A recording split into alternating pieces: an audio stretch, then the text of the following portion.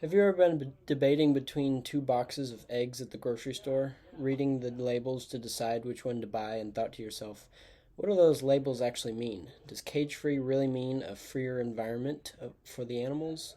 If these eggs are labeled hormone free, does that mean other eggs have hormones in them? These confusing labels are often put in place to make a product appear better to the consumer, but in reality represent the same sourcing guarantees that the consumer and don't represent the same sourcing guarantees that the consumers expect them to.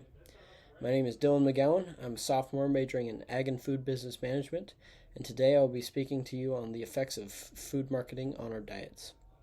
Looking first at the big picture, the U.S. is suffering from an obesity epidemic that is not being helped by these large food corporations marketing easy access, poor quality foods.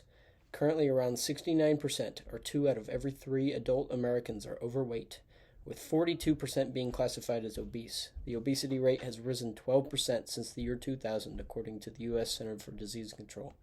And the reason the CDC branch was employed to perform this national study is because obesity is a disease, and it is killing an estimated 300,000 people per year. Among the major factors, such as sleep deprivation and lack of physical exercise, that have led to such widespread weight gain, eating patterns and the dietary imbalance is the number one contributor of obesity in America. Food manufacturers have become more deceptive and efficient at manipulating our diets, almost exclusively with the intention of economic profit. The two main ways this has negatively impacted our nation include the effect that it has on national health and alterations on farming patterns to produce more profitable crops, which have caused a circle back to the first issue. Over the last 50 years especially, highly processed yet highly accessible pre-made foods are becoming as cheap as they are prevalent. Companies have begun altering our diets for profit and causing the health benefits of the food we eat to be substituted for addictive flavor enhancements such as high sugar and oil content. Granola bars, easy lunches, bagged snacks, canned sodas, all commonplace food items in today's society that are packed with preservatives that can have negative effects on our heart health, development in children, often decrease the overall nutritional value of the food, and in extreme cases have been linked to cancer. Sugar cereals have become a breakfast staple over the last century, with a study by Danielle Comiso of the analytics platform Civic Science stating that 3/4 of American households regularly consume cold cereals as their breakfast of choice. This gets put into perspective when considering that it was only 1953 when Kellogg's came out with Sugar Smacks, the world's first super sweet cereal consisting 56% sugar by weight. Today's standards, I don't even know if that legally qualifies as cereal anymore.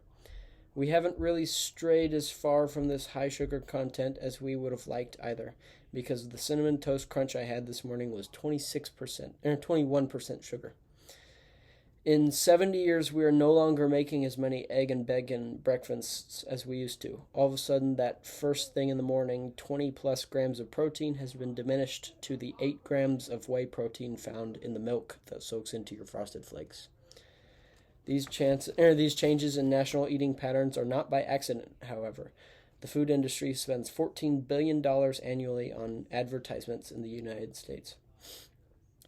More than 80% of that food comes from fast food, candy, sugary drinks, and unhealthy snack companies. For a scaled comparison to the efforts being made to counteract this, the U.S. CDC has a budget of $1 billion annually for the entirety of its chronic disease prevention awareness campaigns, with 12% of that accounting for its campaign towards preventing American obesity.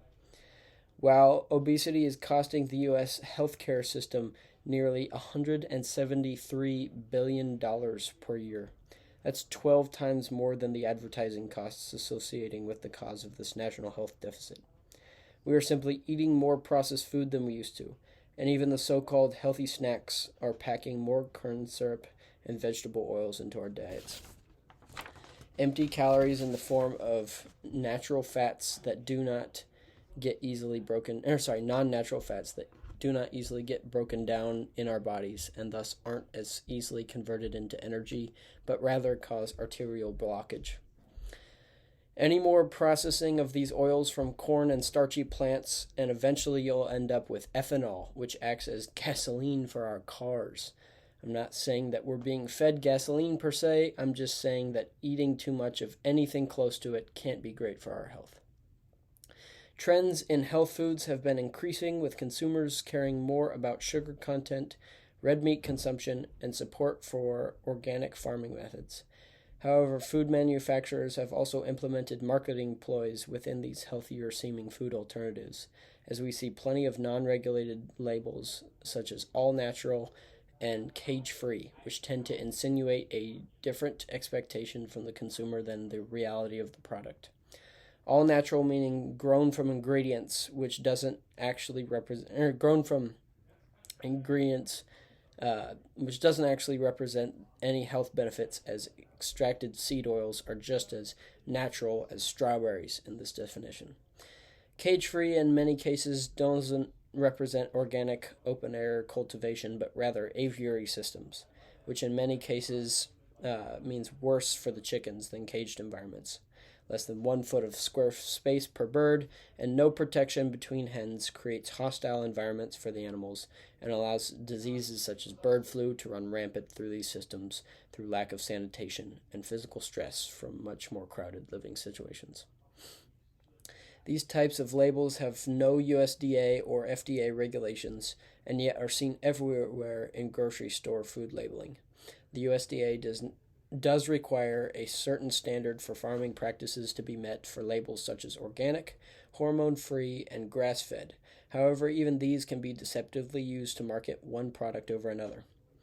Hormone-free on eggs or chicken packaging means nothing, as it is illegal to use hormones or even natural hormone enhancement in all poultry products.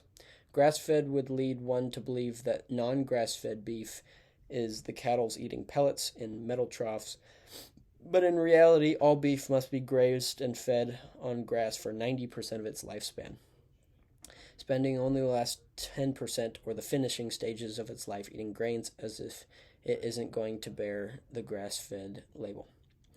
Organic labels on meat also rarely correlate to the welfare of animals, typically only indicating the animal's diet and antibiotic use during its life. The classification entails different regulations for European countries, but in the U.S. there are no extra guarantees of animal welfare in the organic label. The practice that continues are the only ones that pay well, and these marketing tactics are no exception. Why spend more money in places where no one will notice when you can sneakily stick a label in on the packaging to make your product remain more appealing to your consumers?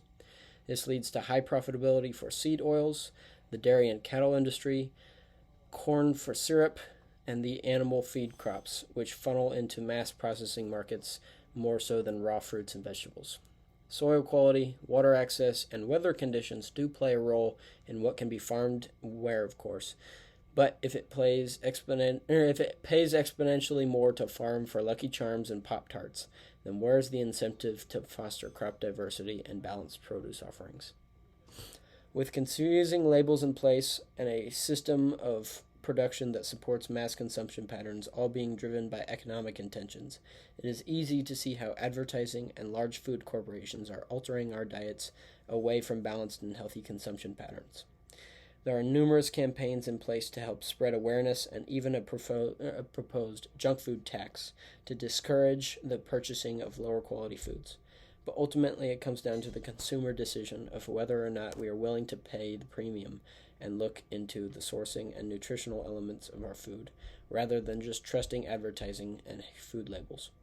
College students may not have the luxury in this department due to budgeting, but that is a choice that will become more and more relevant as we begin more self-funding in the future. Thank you for your time.